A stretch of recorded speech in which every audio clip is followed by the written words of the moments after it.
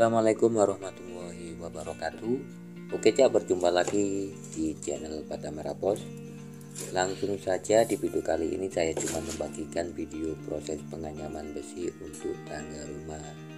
Di video ini saya hanya membagikan beberapa bagian saja dan Anda bisa mengambil poin-poinnya saja untuk dijadikan bahan pertimbangan. Oke, untuk poin yang pertama, jika Anda ingin hemat material di bagian besinya, khusus untuk tangga tidak harus seperti plat dak lantai pada umumnya yang memakai 2 sap anyaman. Kalau besi untuk anyaman tangga seperti di video ini sudah cukup dan kuat, jamin tidak lentur asal besi ada yang masuk di dalam tembok seperti di video ini.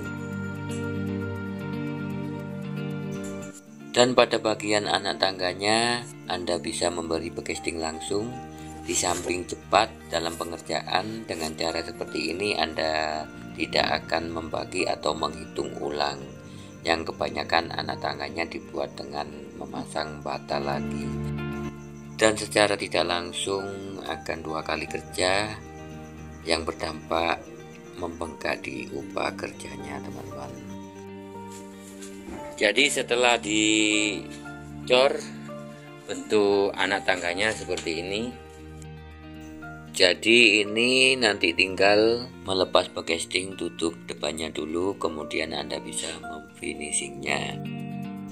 Dan buat pemirsa yang ingin tahu dari hasil akhirnya nanti bisa stay tune di channel Batamara Pos, karena di koleksi video kami mulai dari proses pembuatan pondasi sampai finish tetap saya akan bagikan video-videonya nanti. Apalagi yang butuh cara membagi anak tangga sampai proses lapisan kayu, dan kebetulan di video ini tangganya nanti memakai lapisan dari kayu.